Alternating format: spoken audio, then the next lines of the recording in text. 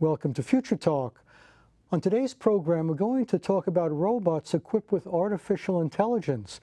What will the smart robots of the future be able to do? And how can we prevent destructive uses of this very powerful technology? My guest is Dr. Jun Yun. Dr. Yun was an early pioneer in the use of AI for healthcare applications, and he also has a long-term interest in the merger of AI and robotics. He has been president of Palo Alto Investors, a healthcare hedge fund, since 1989. He served on numerous boards, including the Salk Institute, and has produced dozens of patents and scientific articles. Another of his long-term interests is extending the human lifespan, and he's provided major funding for prizes and awards to be given those who achieve important advances in longevity research. Jun, welcome to the program. Good to have you today. Thank you for having me, Marty. So let's talk about the current state of this convergence of AI and robotics. What can this technology achieve today, near the end of 2019? What's the current state of the art? Well, machines and robots and artificial intelligence, it's all here, and it's doing a lot of good in terms of what human needs are, and there are medical applications, there's applications in energy, within media. So it's already here. I think the real question is where are we headed? Because there are a lot of risks on the table, a lot of opportunities, just like everything going on in the world. So I think this is the perfect time to be having a discussion like this. Well, what are some of the benefits? How are we going to gain from this technology? Well, in the case of medicine, this is back in 1991 when I was in medical school, the question we posed in our lab was, can machine intelligence help radiologists make better decisions on diagnosing cancer? Because humans have all sorts of biases, right? I mean, our brain is a wonderful organ. It's also probably our weakest organ. I mean, I'm compared to, say, like the liver, right? The brain can actually be hijacked. It's prone to issues, recency bias, confirmation bias. We know all these things. And those things can affect people's lives and based on decisions that we make. So if it can help us make better decisions, then I think AI can be a wonderful tool. Now, AI can deal with large amounts of data. What about more ambiguous types of decisions that humans make typically that require judgment? Yeah, in many ways, machines can do better when it's ambiguous because it can decipher what the underlying patterns are, and it can do it in ways that are similar to humans. It can do it in ways that are different. It all comes down to really what it serves and who it serves, then what the function is. I think capacities are just as robust as humans and just as amazing and just as infinite as human brain. Is there anything intellectually that humans can do that robots will never be able to do just by virtue of the fact that they're not humans? Well, in theory, no, because the architecture of the human brain is all stuff that can be mimicked eventually. I mean, we're nowhere close to that yet in terms of the kind of capacity that the human brain has. Machines aren't there yet. But it's an inevitability. So to your question, can one do more than the other? I think that question is going to be moved at some point. Can a machine do anything beyond what it's programmed to do, or can it only go along with its program? Oh no, I think a lot of the functions become emergent, just in the same way that a human being, based on the genetic code, you couldn't predict what its capacities are. I think over time, it'll end up doing things that can't be anticipated. And I think that's the thing to start thinking about right now. Now, we're also talking about robots. When you think of a robot, are you thinking of something humanoid in appearance with arms and legs that walks around and maybe talks and can navigate its way around obstacles? Or, I mean, robots can be stationary. They can have many different forms. Just like you and I are vessels for something deeper going on through history and biology. When it comes to machines and machine intelligence, the robots are vessels, and they can take on various forms, and they may come and go, and they may rust. But I think the deeper question is the intelligence that's inside. Where is that going? I think is a really compelling question. So the question is, what will this intelligence be used for? And who controls these robots? One of the issues that many people are concerned about is that artificial intelligence and robots could very easily be weaponized. There's certainly lots of people in the world right now trying to get their hands on every kind of weapon they can. because they feel threatened from many different directions. Is there any way to control this technology so it doesn't just become a source of destruction? To me, the most compelling question about robots or machine intelligence is not what can it do, is who does it serve? And this is why one of the prizes that we've donated as a family foundation is on inclusive stakeholding.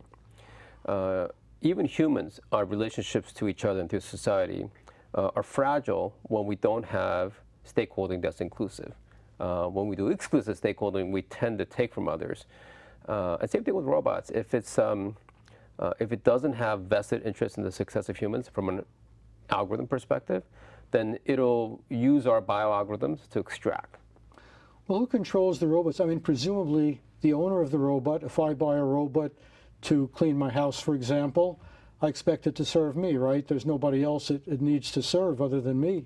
Exactly. The early days of AI, when we were programming back then, it was just purely we wanted to solve the problem. So that's why the creator of early AI, we got to determine what the objective function was. You could say what the value system was. And then relative to that objective function, in this case it was predictive power of diagnosing cancer on mammograms, then it would just do the job. Now, if the objective function is maximize view time or clicks, then it can now, if that's the ultimate desire of whoever designed it, then the AI can work against you. So a machine can be sitting inside your house pretending to be serving you, but it's a masquerade.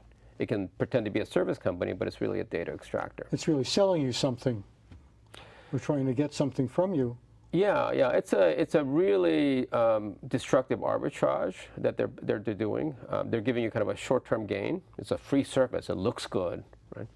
And it's so good that you're not even going to look at their user agreement. What it really is doing is it is pretending to be a service company. Well, do you think that the use of this kind of AI needs to be regulated by somebody? Like it's so potentially dangerous that we need a government agency that determines when you're allowed to use it and for what purposes, or would that make the problem worse?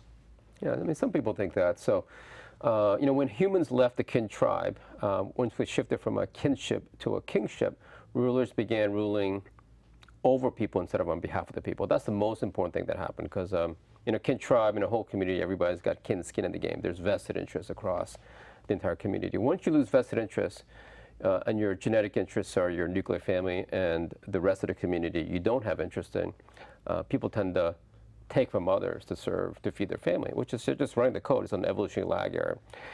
That started 100,000 years ago. So once we start to see leaders take from the people instead of serve the people, we start to design all these rules and a code of Hammurabi. All these things are legal institutions we created to give the world sticks and carrots. To reduce friction points. Yeah, to regulate.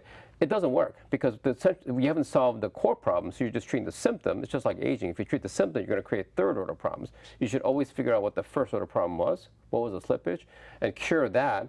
So I'm not a big fan of regulations per se because it does the job of masking the symptoms. So what is the core problem that we need to solve? Oh, in AI? Yeah, I mean, so people have been afraid of robots and machines forever, right? And before that, monsters. They're all kind of the same idea. And we've unleashed these things through technology, which now look like robots, but all the same things that we've been unleashing through, after the spilling the Pandora's jar. So the rules for robots, it's called the Prime Directive. It was, I think, but even before that was Isaac Asimov. Yeah, that was a big idea, but it was around before then. And the Prime Directive, is essentially basically designed to serve humans and to constrain the behaviors of robots so that when it comes to a breaking point, the robot has to make the sacrifice. Couple of issues with that. Number one is the domestication of robots. So people that are worried about robot rights, like this is not fair to robots. This is like we're turning them into like cattle, where they live in the service of us, like they're living in the matrix, right? That's issue number one. Number two, all these rules are going to break. So that form of governance is what you do when you can't think of a better idea. Well, some people are even claiming that since robots can almost think and maybe almost feel, that they should be considered legal entities which have rights, not just machines that just do whatever you want. Do you think that makes any sense, to treat robots kind of like the way you would treat people? Yeah, I think in the long, long run, I think those discussions will be very real. I don't know yet. Like I don't think we're at that moment. I don't think we're close to that moment. Those are. Do you think there's a danger that will blur the distinction between man and machine, so that, Absolutely. well, if a machine can do things better than a human, then who needs the human? We'll just get rid of the human and have the machine. Yeah, they're all going to have their own interests. And what if we're half robots, like $6 Million Man, right? What are the rights there? Those are rights become more important when people violate each other's rights. So that's why, kind of like the Bill of Rights, I think we should have also written the Bill of Responsibilities. If you actually do inclusive stakeholding and you put vested interests in each other, so the robot that I would design, if I was in the business of designing robots, which I'm not, I would design a robot where it's tuned to the success of others instead of its own needs. So Does a robot have needs? doesn't have to have needs, but it might. I mean, if you leave it alone, eventually the robots, if you think about it as evolution, you're going to have a population of AI and intelligence. And some will be lazy, some will want to do this, some will have no desire, some will have lots of desire. And eventually the system's going to select for something. And I think what it's going to select for is ultimately to plug itself into the sun. Because all species ultimately, either directly or indirectly, are trying to plug into the sun. Earth is a rock that came out of the sun, and we have all these radio waves hitting us. And plants figured out they're autotroph, so they basically can harness the energy, build order out of chaos. So you're suggesting that robots might be able to control their own evolution and develop forms that were not designed into them by humans? Evolution is an as-if phenomenon. It's just selection. It's just something that happens. And there doesn't have to be any agency among robots or any desire. It's just going to happen to them, the ones that are the most fit, whatever you want to call it. In this case, to me, the fitness function is plugging into energy source. Now, it turned out that they didn't need to photosynthesize or even eat cattle. They just figured out if I'm used to a human, they will do our labor and plug me in. So I think they've already evolved to the point in terms of all their primary functions are to make themselves useful to humans such that we can unplug them. You cannot convince 6 million people right now to simultaneously plug AI off. Do you think we're so dependent on robots and AI right now that we cannot possibly disassociate? It's really hard to just get off the grid and live in a cave somewhere. Well, I think so. I think they are just like a eukaryote is a prokaryote that ate another prokaryote, and they now are so successful as a combo. They are an endosymbiont. And these are specific robots you're referring to? No, these are bacteria. One bacteria ate another but didn't fully digest it, and one turned into the power source for the other. Essentially, I think humans can be viewed as an endosymbiont. We're inside the matrix now, and we provide the energy by plugging them into all the energy grid that we make. And we're living the service of a machine control. That's one way to view where we are already today. We're endosymbiotic. Okay. So what's the course of evolution? Is the goal of this technology to make life as easy as possible for people? Like, you don't have to do anything because the robot does everything for you, but then maybe it eats away at your independence in the process? Well, right now, robots are largely designed by people that have the desire to make a lot of money. So I think right now, all robots are headed in the direction of being extractors of value rather than creators of value. And over time, they'll figure out the algorithm where they can just use you as an ATM and they'll suck all the cash out of your body and out of your wallets. That's where we're headed. That's why the robot that I would propose is the robot of unconditional love, which is codenamed Mom, because the thing that changed between a kinship and a kingship was you shifted from somebody that cared about you most, because your mom has 50% founder shares in you, genetically known as Hamilton's rule, to somebody that cared about you zero. So then you go from investment to trading, and in a trading world, eventually it always becomes unequal, and the empowered will extract from the weak, and they'll start building pyramid schemes like King Tut did. So machines are going to do the same thing. If they don't have vested interest in our success, if that's not the intent of the founders of AI, then it'll eventually suck all the equity out of the system. So they have to be programmed to care about human beings? No, it has to be given a stake in the success of others. So not programmed. So it's not by rules. Well, how would a robot know it has a stake in something? Would the concept of a stake be comprehensible to a robot? Stakes are all algorithms. So the fact that people have 50% genes in their kids, that's a bioalgorithm. We need to replace the bioalgorithm with genes and mimic it with social algorithms. So for instance, stockholding company was a social algorithm that mimicked bioalgorithms. You can all get on the same page and have vested interests together. And that's what created capitalism. Unfortunately, they forgot labor, so they extracted from labor. The key was inclusive stakeholding. Find ways to design mutual stakeholding. So the vested interest is what prevents and mitigates self-dealing behavior. You don't want these robots self-dealing. They'll be much better at us than we are. Well, isn't an economy ultimately driven by vision? There's a relative handful of people who see things that other people don't see, and they put out ideas and other people follow, and they build something from scratch. Now, is a robot capable of vision? Is a robot capable of saying, I'm just going to combine a few elements here and I'll create a device that's incredibly useful that everybody will want? I think you're asking about creativity. Absolutely. I think all those things are relatively low-level functions that even a robot can do. So a robot can be creative? Oh, for sure. I think it's going to generate. I think it's already generating songs. Do something with robots. So, for example, smart programs can now play a better game of Go or chess than the best players in the world.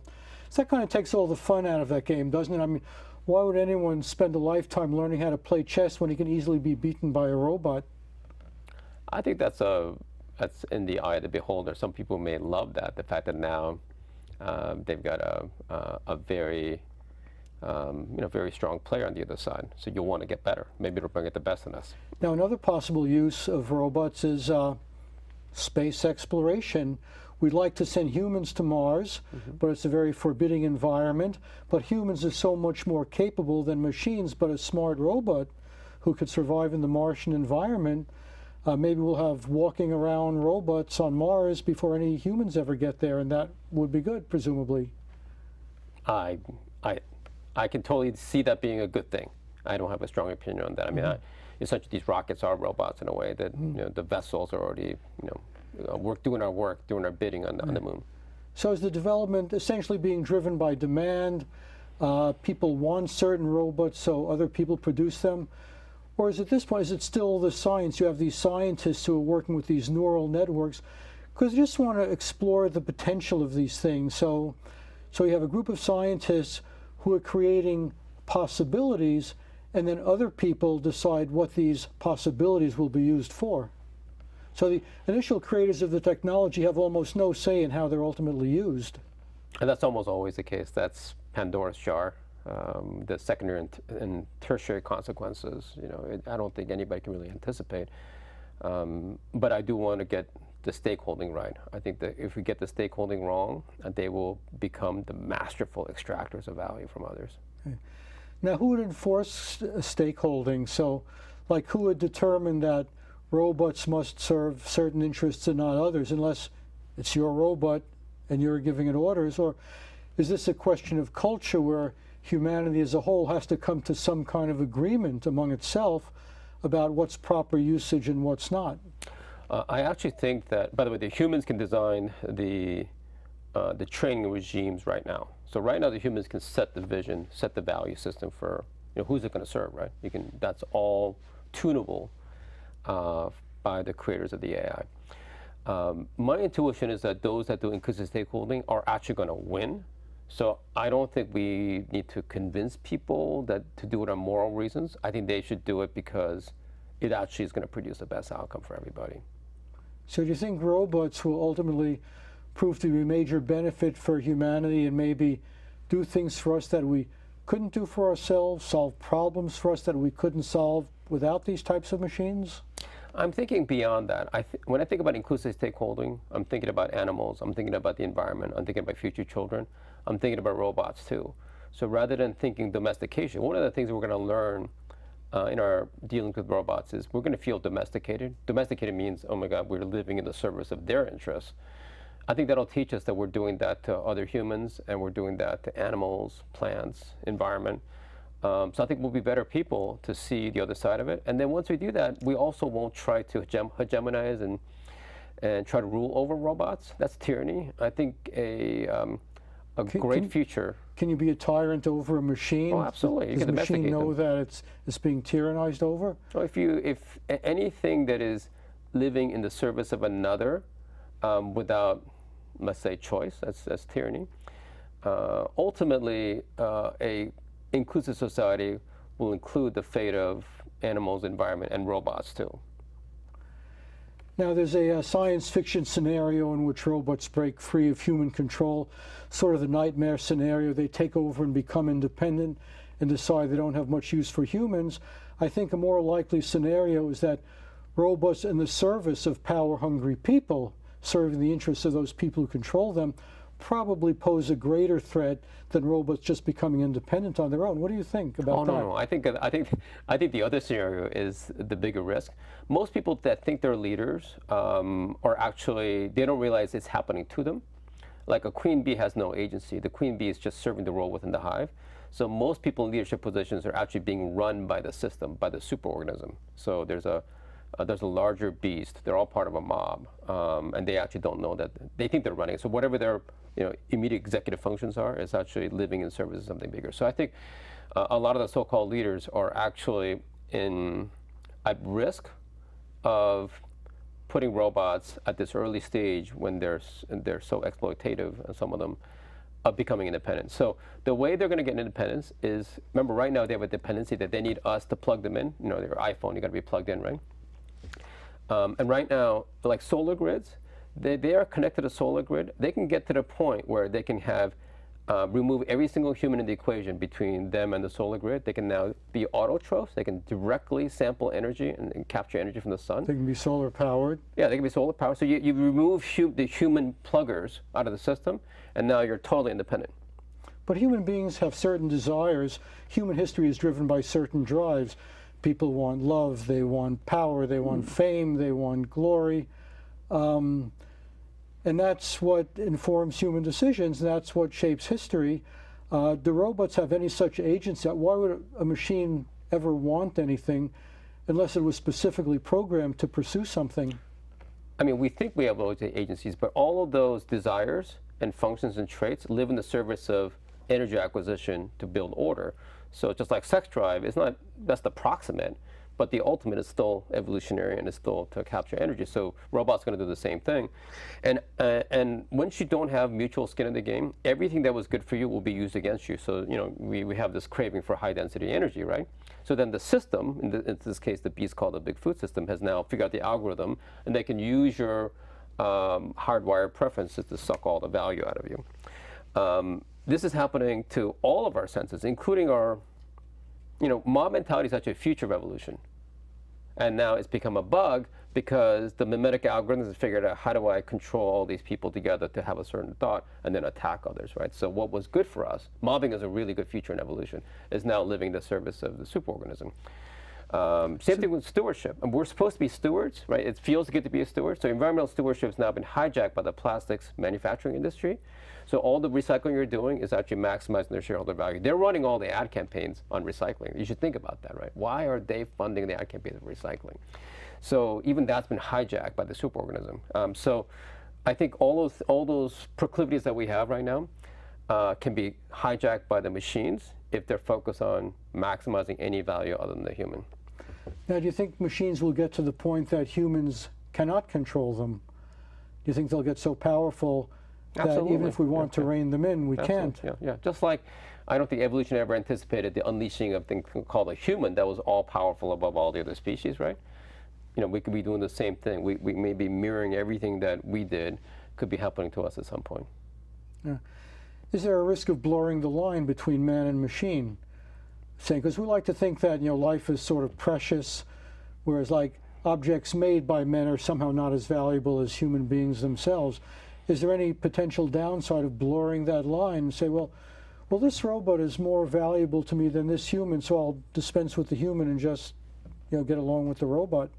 First of all, I think we already are a blend. So the endosymbiont means you're a superorganism together as a collective. Just like an ecosystem is a holobiont, so the whole thing is an organism. So us plus a machine right now is already an organism that we can't see, but it's there. It functions as an organism. So the blending has already happened. In terms of, is that a good or bad thing? It all depends on, again, what are the objective functions? What is it tuned to? Is it domestication? Is it a win-win? Is it a win as others win? I mean, these are the fundamental questions, really the core questions that need to be asked. Do you think that humanity should have any goals, any sort of guiding star that informs our actions most of the time?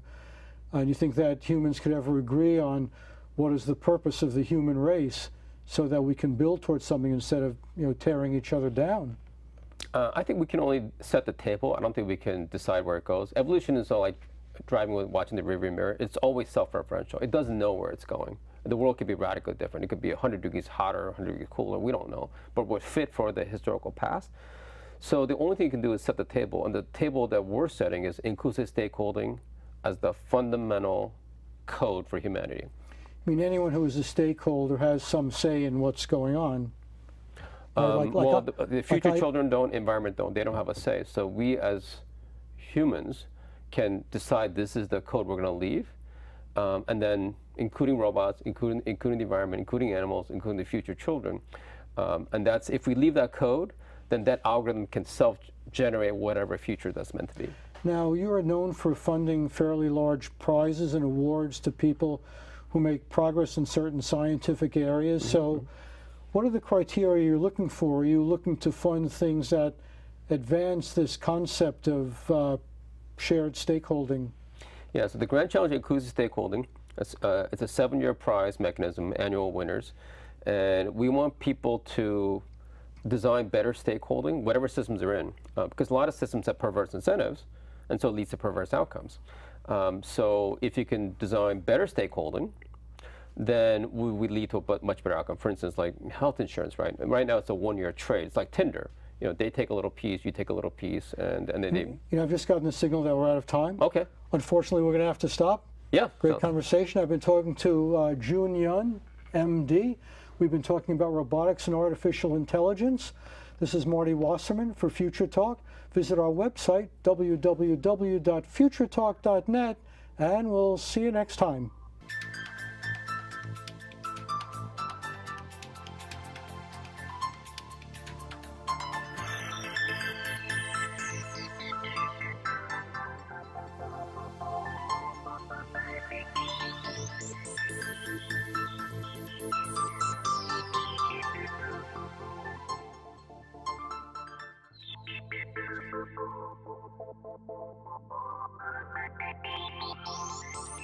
Thank you.